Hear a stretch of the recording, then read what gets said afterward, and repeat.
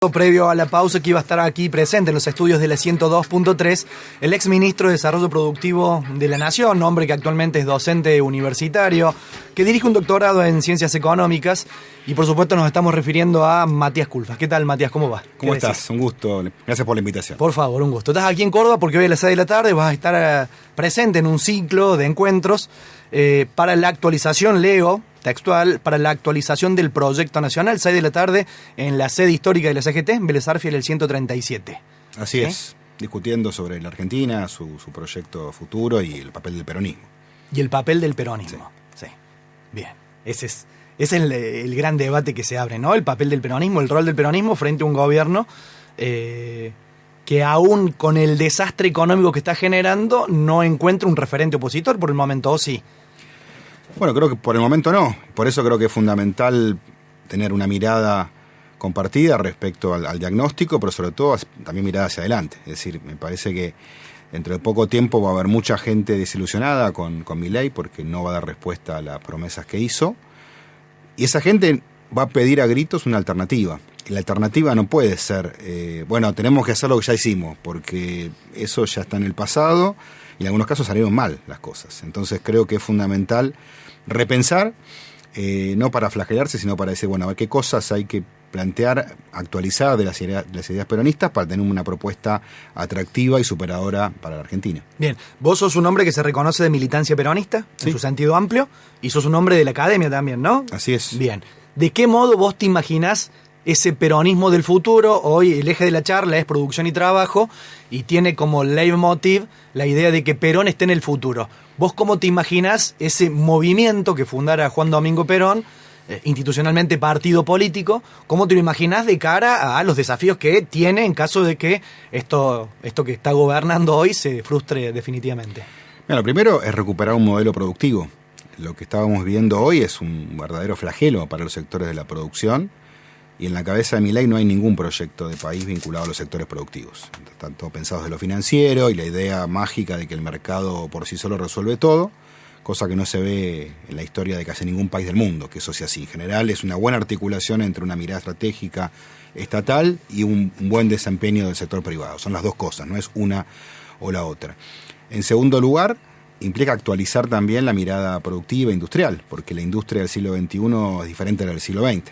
Hoy estamos rodeados de miradas nostálgicas, que no es casualidad, porque el mundo occidental está en crisis. Entonces, en Estados Unidos está la idea de, bueno, votar a Trump para volver a un pasado glorioso, que creo que no hay manera de que vuelva. En Europa empiezan también los malestares en los sectores medios. Y acá en Argentina tenés a Milei que te plantea la vuelta al siglo XIX, lo cual es imposible de pensar. El mundo es totalmente distinto y esa fue una coyuntura particular.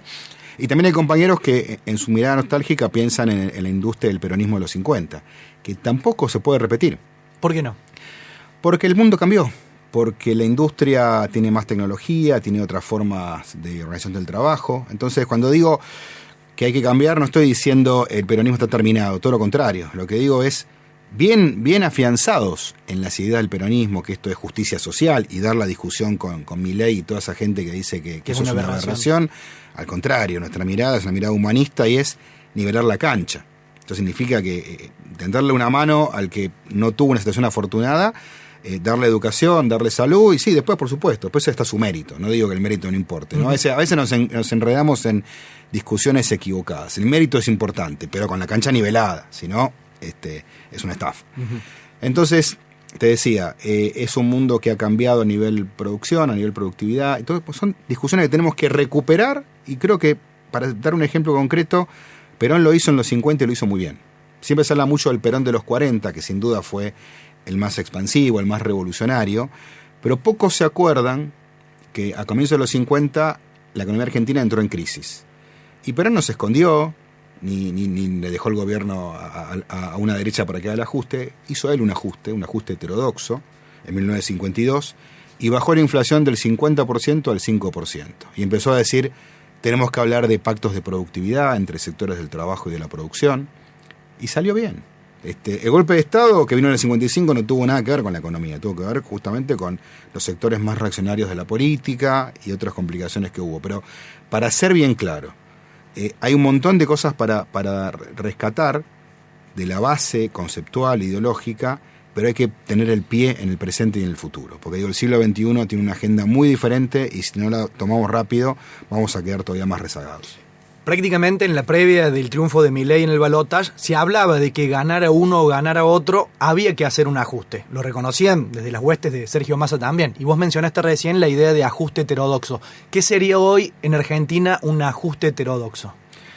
Bueno, por sobre todas las cosas es un ajuste que cuida a los sectores más vulnerables, que también se preocupe por trabajar sobre el nivel de actividad. Es decir, hay dos maneras de ajustar a grandes rasgos. Una es recortar los gastos, pasar con la motosierra, con la licuadora, con todo lo que ha pasado Milei, o también podés pensar en, bueno, ¿cómo hago para que la actividad se expanda y generar más ingresos? Entonces, cuando vos cortás la obra pública, lo que estás haciendo no es solamente cortar gastos, estás cortando inversión, estás cortando un montón de puestos de trabajo en todo el país, estás impidiendo que un montón de empresas, pymes e industrias argentinas vendan y prosperen, y eso también le saca recaudación al gobierno.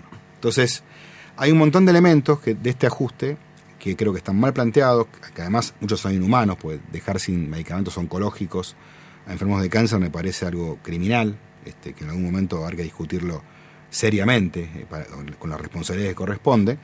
Y además creo que ha sido un ajuste excesivo, porque entiendo que el gobierno plantea una idea equivocada. Ellos dicen, todo el problema argentino es fiscal. Entonces yo elimino el déficit fiscal, todo, el primario y el financiero, es decir, ya no hay ningún desajuste y arreglo todo. Y la realidad está mostrando, y creo que en los próximos meses va a ser peor todavía, que esa mirada es equivocada.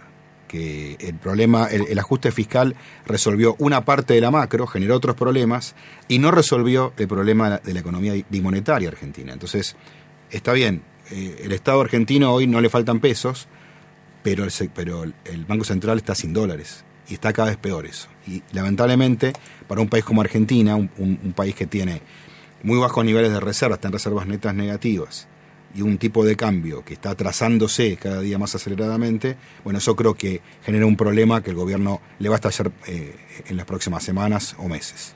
¿En las próximas semanas o meses? Sí. Tuviste en condición de ministro durante 2 años y medio, ya vamos a hablar dentro de un ratito de eso, y también cómo fue que terminó, que concluyó aquella etapa como ministro. Pero digo, como ministro tuviste acceso, tuviste conocimiento, además de tu condición de economista, del mapa de gastos que tiene el Estado Nacional, y estamos viendo hoy que el ajuste fue, y esto ya es Vox Populi, fue sobre las jubilaciones y sobre la transferencia a las provincias fundamentalmente, además de otros ítems, ¿no?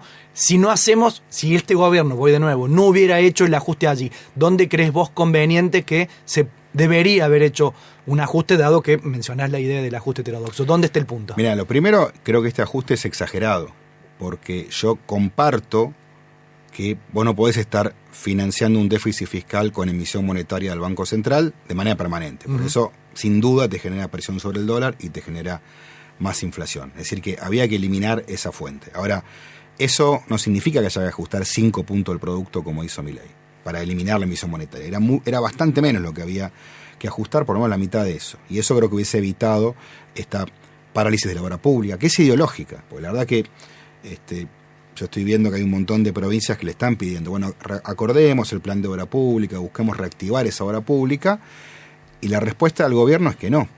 Es decir, hay una mirada en Javier Milei que la obra pública es algo que está mal, que no hay que hacer. Entonces, que habría que, no sé, si uno quiere hacer un puente, que lo haga el sector privado. Es un disparate, esto pasaba en la Edad Media. Yo los invito a que revisen cualquier país del mundo. No hay ningún país en el mundo que no haga obra pública. Después podemos discutir cómo se financia, qué reglas de transparencia le das. Esa discusión me parece totalmente válida, pero no hacer obra pública creo que es un disparate. Y eso me parece que es lo que está golpeando más, y además te vuelvo a decir, un gobierno que dice resuelvo el problema de la caja de pesos, pero no arregla, al contrario, complica todavía más el problema de los dólares, conociendo a la Argentina, que insisto, esto no es nuevo, esto no es culpa de Milei, ni del gobierno anterior, ni del anterior. Hace varias décadas que somos una economía bimonetaria. Si esto no lo solucionamos, bueno, creo que el plan va a fracasar, como creo que está ocurriendo en este momento. Estamos hablando aquí en el estudio de la 102.3 con Matías Culfas, el ex ministro de Desarrollo Productivo de la Nación, que se va a presentar hoy a la tarde, a las 6 de la tarde, en la sede histórica de la CGT en Vélez Sarsfield, el 137. Matías, decías recién, fuiste ministro durante 2 años y medio y llegaste a formar parte del gobierno que presidía Alberto Fernández a partir de tu pertenencia al Grupo Callao, es decir, que había una cercanía. No te voy a pedir una reflexión sobre lo que estamos conociendo en los últimos días, últimas semanas, sobre Alberto Fernández. Vos mantenés, después de tu renuncia, esto fue en junio del 22, tu renuncia. Sí. ¿Mantuviste algún trato, algún diálogo con el expresidente? De manera esporádica, la verdad que, bueno, obviamente ahí algo se rompió, después conversamos 3-4 veces, pero, digamos, obviamente fue distinto, ¿no? A lo que había ocurrido previo a mi renuncia. ¿No se recuperó la relación que supieron tener en algún momento? No, por eso en lo personal algún diálogo esporádico, pero o alguna consulta digamos, sobre la economía que me ha hecho, pero no más que eso. Y con lo que surgió en los últimos días, ¿lo que te generó fue la sorpresa que en general nos invadió a todos o tuviste otra? Sí. No, muy sorpresivo, la verdad que fue algo que no me lo imaginaba para nada, y bueno, la verdad que creo que es bueno que Fabiola haya hecho la denuncia, que haya tenido todos los mecanismos para ir a la justicia. Bueno, ahora está, presentó sus pruebas, Alberto Fernández presentará las suyas y esperemos que llegue a la justicia. Parece que no hay mucho más para agregar. Sobre tu renuncia, de algún modo se puede agradecer cuando hay tanto conflicto político que la Argentina nos brinde un guión cinematográfico, no diría 1 por día, pero 1 por semana, y posiblemente hoy forme parte de la prehistoria de la política argentina, que Matías Culfas debió presentar su renuncia, te le pidió Alberto Fernández, si mal no recuerdo, pero a partir de no sé si la palabra es encontronazo, enfrentamiento, pero sí profundas diferencias con quién era la vicepresidenta, con Cristina Fernández, ¿no? A partir de una acusación que te hicieron a vos de algunos trascendidos off the record, es decir, de palabras tuyas que no fueron oficiales, que tenían que ver con alguna crítica de tu parte hacia la posición de Cristina Fernández con el tema del gasoducto Néstor Kirchner, ¿no? Quedaste en el medio de algo más propio de un programa de chimentos que de las diferencias y contiendas políticas, ¿no? ¿Fue así? Sí, a ver, aclaro un par de cosas. Primero, que yo no hice ningún off the record. Bien. Las cosas que salieron las dije en 2 programas de radio, en ese viernes del aniversario de YPF en Tecnópolis. Ese es lo primero que tenía para aclarar. Lo segundo es que en realidad yo le estaba respondiendo a Cristina algo que para mí era muy injusto, porque ella en ese momento lo estaba acusando al presidente y de manera implícita también a mí y a Martín Guzmán de que había que hacer algo más para lograr que parte de los caños del gasoducto se hicieran en Argentina y no en Brasil. Y la realidad, yo lo único que le estaba diciendo es, mire, todas las decisiones sobre ese tema las tomó la gente de NARSA, que las puso ella, que eran toda gente de su equipo. Yo planteo, mire, todo lo que usted diga, dígaselo a su equipo. Ese fue, en resumen, pero además para ser bien claro, ese fue la finalización de un largo proceso, no es que fue un exabrupto de un día. Ya venía desde hacía varios meses una discusión interna muy fuerte, muy triste, creo yo, porque creo que le hizo mucho daño al gobierno y a la Argentina. Así que bueno, también esto parte lo tenemos que discutir en el peronismo, ¿no? Cómo tener un mecanismo de debate de los temas, las diferencias que son lógicas, pues para mí la política no es un club de fans, la política significa que cada militante en todo el país tiene sus miradas, sus ideas, y está bueno que los discuta y que haya ámbitos después donde se toman decisiones en base a un montón de elementos, ¿no? Esta idea de que hay una persona que conduce y los demás son todos fans y no le discuten nada. Eso lo decís por los seguidores de Cristina. Sí, entre otras cosas, sí. Sí, y también para no, pero en el peronismo para no personalizar, sí, también digo, creo que hay que modificar en cierto sentido cierto verticalismo que tiene el peronismo, porque creo que tiene que ver más con las tradiciones del peronismo. Claro, bueno, sí. Pasa que yo creo, con toda franqueza, que Perón fue un dirigente extraordinario, único. Yo no vi ninguno que se le acerque siquiera, y hemos tenido buenos dirigentes, no estoy diciendo que el peronismo no haya tenido ni tenga hoy un montón de dirigentes buenos, pero digo, lo de Perón fue algo excepcional por todo, ¿no? Por su mirada estratégica, por su conocimiento, realmente lo que conocía sobre estrategia, sobre economía, sobre política, sobre la situación mundial, y su capacidad de construcción. Por eso era un montón de cualidades que cuesta encontrarlas en una sola persona en la actualidad y en el pasado no tan lejano. Entonces, y eso, en el pasado no tan lejano, ¿podés identificar si hubo alguno que de algún modo heredó alguna de estas cualidades de Perón? No, por eso yo creo que ninguno estuvo cerca. Yo creo que Néstor Kirchner fue un buen dirigente político, también con un montón de cualidades positivas. Obviamente Antonio Cafiero, si nos vamos atrás, José Manuel de la Sota, hay un montón de dirigentes en Argentina en el peronismo que han hecho aportes muy positivos. Carlos Menem fue un gran dirigente, no me gustó el sendero que tomó en los 90 cuando fue presidente, la verdad es esa, pero no voy a negarle en absoluto sus cualidades de dirigente político. Pero por eso digo, creo que me parece que hacia adelante es importante que el peronismo, sea menos vertical y pueda darse espacios para discutir estas cuestiones de manera constructiva y productiva, y no como ocurrió en el último gobierno, a cielo abierto, por los medios, sin la posibilidad realmente de escucharse y buscar una síntesis. Bien, en un ratito te quiero preguntar sobre una idea que yo tengo, que la podría sintetizar bajo estas pocas palabras, el peronismo hippie, sin ser peyorativo con el hippismo, pero en un ratito te lo quiero preguntar. Antes, quiero detenerme un segundo en tu carta de renuncia, en aquel junio del 22, porque nos afecta de algún modo a quienes vivimos en el interior y lo hemos visto, a la cuestión de la diferencia que ha habido entre lo que aquí llamamos el porteñocentrismo y lo que hemos sufrido en el interior en materia de tarifas. En tu carta de renuncia dijiste: como peronista, me avergüenza que el Estado argentino subsidie la energía de hogares acomodados de Buenos Aires, lo cual fue efectivamente cierto. Aquí en Córdoba veíamos que teníamos que pagar una tarifa de luz a montos de hoy, estoy hablando de 90, 100 mil pesos a montos de hoy, cuando en Buenos Aires era prácticamente irrisorio lo que se pagaba. ¿Por qué razón fue? Y hay que recordar que en el gobierno de Alberto y Cristina hubo una fuerte pelea con un funcionario de la Cámpora y entre el propio Alberto y Cristina para mantener estos subsidios. ¿Por qué razón fue que el kirchnerismo duro quiso mantener permanentemente los subsidios a sectores que no lo necesitaban?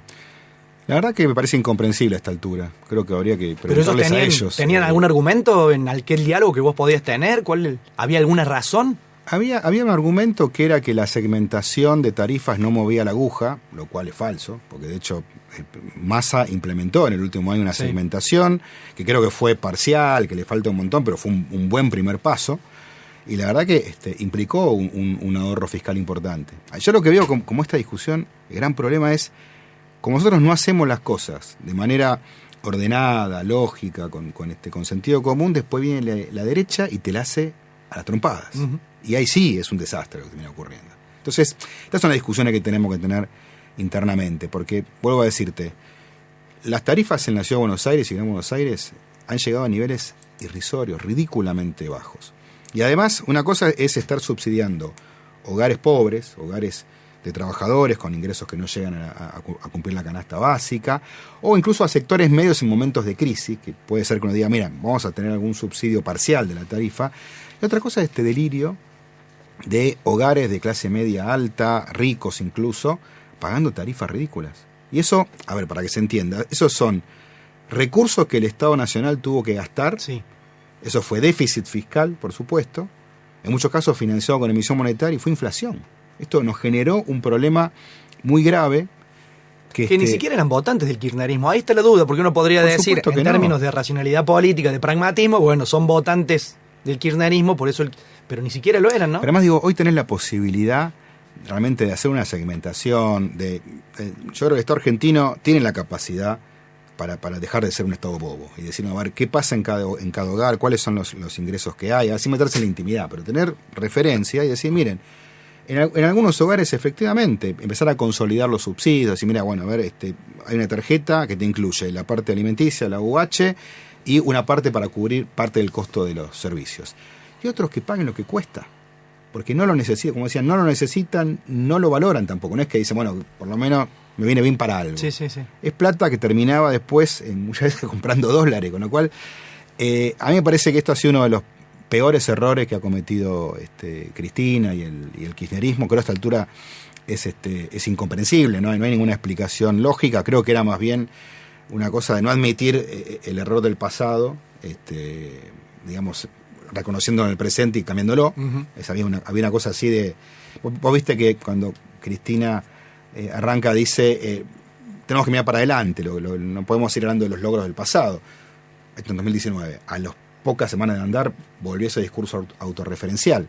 Y la verdad es que lo que estamos viendo hoy es que hay un montón de jóvenes en Argentina que ya al kirchnerismo le parece algo lejano, con todos los logros, ¿no?, que hubo entre 2013 y 2011, sobre todo, hasta 2015 también, pero ya con más problemas. Pero digo, en esa etapa hay muchos jóvenes que no la vivieron, no se acuerdan. Entonces, yo creo que la política es sobre todo construcción de futuro. Bueno, podés seguir apelando a un pasado mejor, que tuvo cosas buenas, pero también tuvo un montón de problemas. Entonces creo que esta es la gran discusión que hoy tiene que darse el peronismo, y vuelvo a decir, no para flagelarse, no para señalar con el dedo a nadie, sino para decir, bueno, ¿cómo construimos un proyecto mejor para la Argentina? ¿Y vos te imaginás dentro de un proyecto que incluya al kirchnerismo, a la propia Cristina Fernández? Vos en términos personales, como dirigente político, con nombre, con experiencia de gestión, ¿te podrías sentir parte nuevamente de un espacio político así después de Mirá, lo con sucedido? toda franqueza, no. No. Después de lo que ha ocurrido y de los pasos que veo, donde no hay ninguna... Porque, a ver, hay dos maneras de autocrítica. Una es decir, me autocritico, hice mal esto, y otra es decir, bueno, para adelante, mire, hagamos otra cosa. Cuando uno ve los principales puntos que hoy, de lo poco que muestra Cristina o su gente, y más de lo mismo.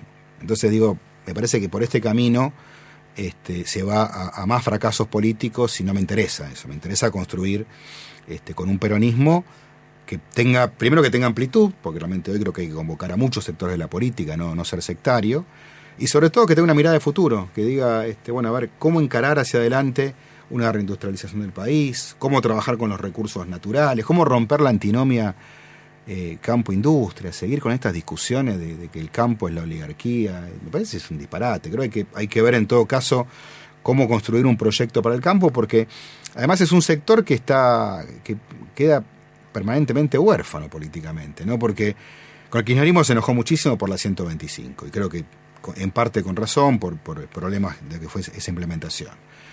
Después Macri les dijo, te saco las retenciones, vas a poder desplegar todo tu potencial. Arrancó así, y a los 2 años tuvo que ir para atrás, porque generó una crisis enorme a nivel macro y fiscal.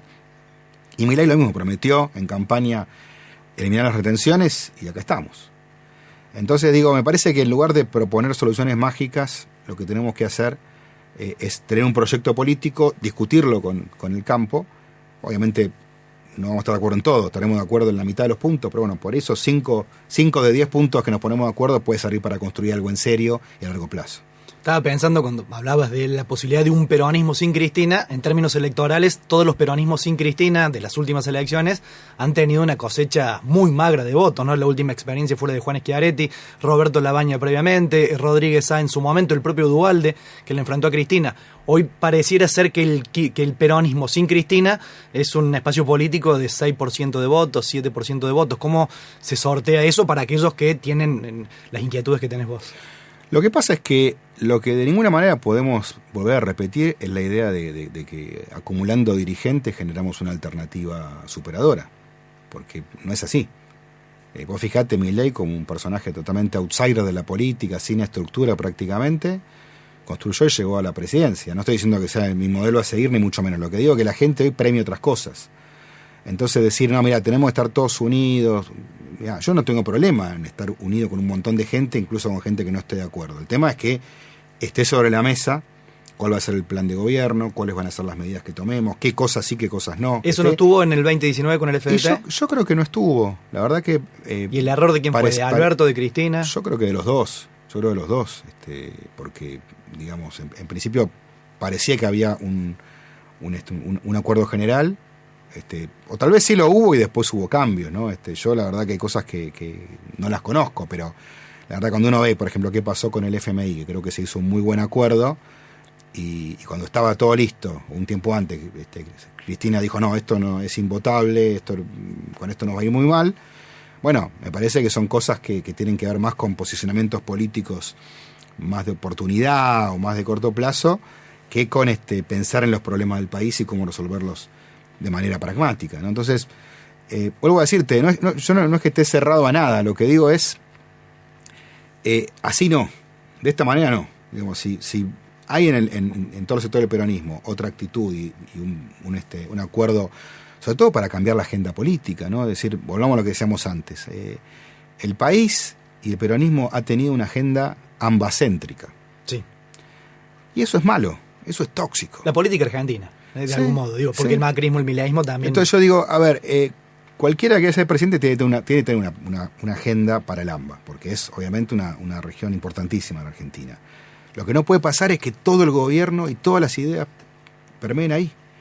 Porque además lo que yo estoy viendo, y te lo digo de haber recorrido toda la Argentina, todo lo que se viene, todo el potencial que se viene, es más del interior que del AMBA. Es decir, uno mira lo que tiene que ver, obviamente, con recursos naturales, con tecnología, el tema de los hidrocarburos, las nuevas energías, el hidrógeno, la minería, la economía del conocimiento que se descentraliza y las nuevas industrias que van a crecer. Todo eso es más al interior que el AMBA. Es un dilema en términos electorales para el peronismo, digo, porque el porcentual de votos del peronismo en el interior es menor cuando se lo compara con el AMBA, ¿no? Ha sido el interior quien puso a Macri y quien puso a Milei como presidente. Yo creo, y viendo la historia, que la Argentina necesita un presidente del interior. Urgente. ¿Tenés un nombre? ¿Tenés un nombre? Así lo apuntamos acá. No, yo no quiero dar nombre, hay un montón de dirigentes. Estás diciendo que Axel Kicillof... Acá en Córdoba hay uno, o dos por lo menos, que podrían ser.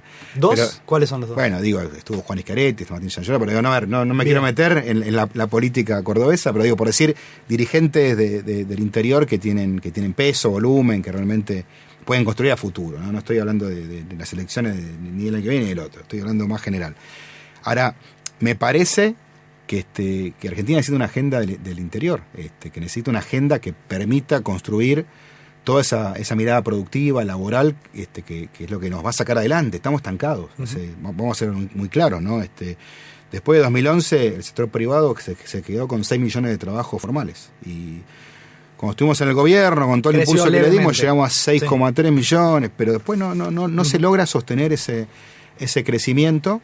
Y eso tiene que ver con las políticas económicas, que no están funcionando, con el fuerte foco en la política social. Creo que falta, pues fíjate, una paradoja para mí, que es que hoy tenemos más o menos un nivel de pobreza parecido al del año 2000, y habiendo, mejor dicho, hoy no, a fines del 23, hoy no sé, porque los datos con la suba de la inflación de Milei va a ser más alto, pero a fines del 23 teníamos la misma pobreza del año 2000, con más del doble de gasto social. Es decir, que no pasa por ahí. Evidentemente el gasto social no digo que esté mal, digo que en muchas cosas estuvo muy bien. Ahora, claramente la manera de salir de la pobreza no es con gasto social, es creando empleo genuino, dándole más dinamismo a la producción y generando más exportaciones. Bien, dijiste recién que el próximo presidente debería salir del interior, no le pones fichas o no está dentro de tus inquietudes la posibilidad de que Axel Kicillof tenga aspiraciones a la Casa Rosada. Mirá, eso habrá que verlo. Mi posición personal respecto a Axel es, tengo bastantes diferencias respecto a su mirada de país y de la economía. Más allá también destaco muchas cosas positivas. Creo que es un buen dirigente y es una persona honesta. El problema es que él tiene una interna en la provincia que no está pudiendo resolver. ¿La interna con?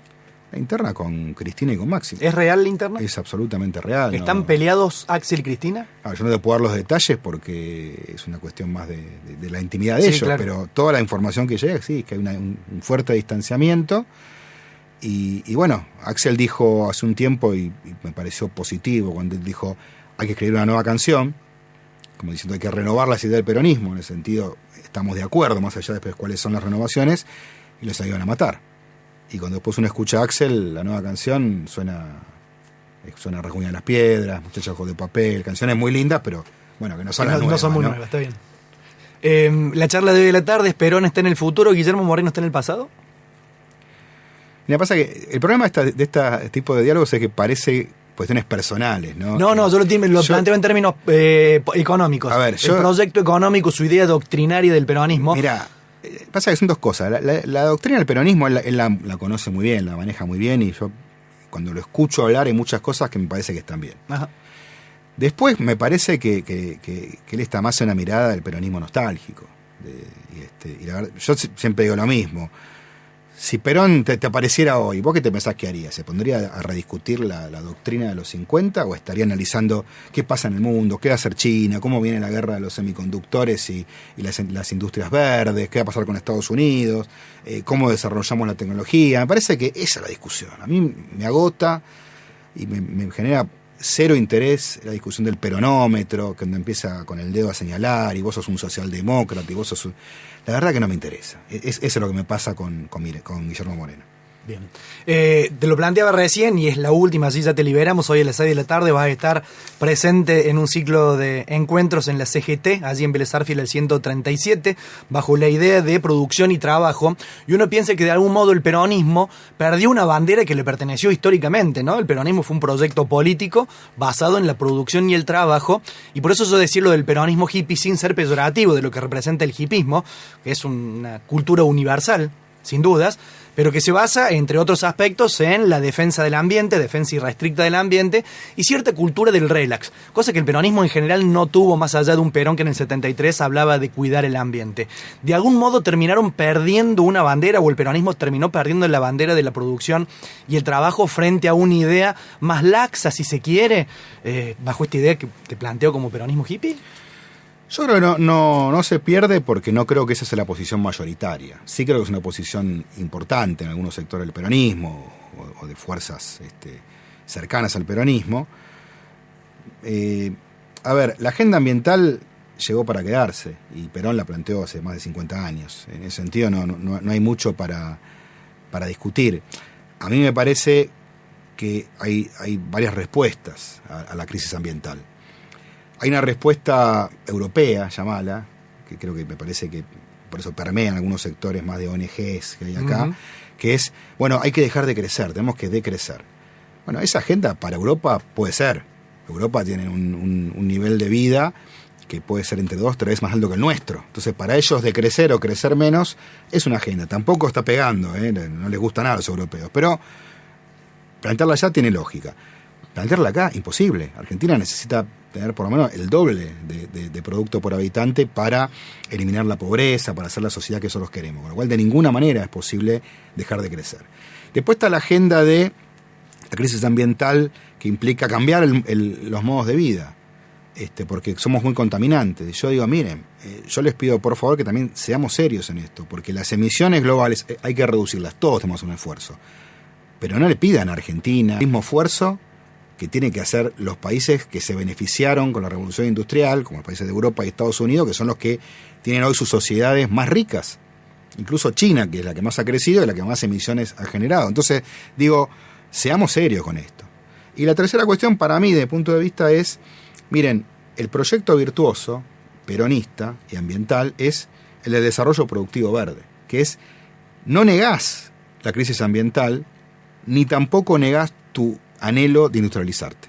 Lo que haces es focalizarte también en tener mejores tecnologías, que las industrias que contaminan se reconviertan, trabajar sobre las nuevas industrias verdes, la electromovilidad, autos eléctricos, litio, hidrógeno verde, cosas que Argentina tiene todo el potencial por hacer. Entonces yo digo, en vez de estar peleándonos para decir, no, miren, dejemos de contaminar, trabajemos en una nueva revolución industrial verde, que Argentina sea parte de eso y que nos sirva para las dos cosas, para combatir el problema del cambio climático y para estar mejor en lo productivo y lo laboral. Bien, te dije que iba a ser la última, pero te mentí. Ahora sí, la última y bien breve. ¿Ves algo positivo? ¿Encontrás alguna medida positiva del actual gobierno nacional?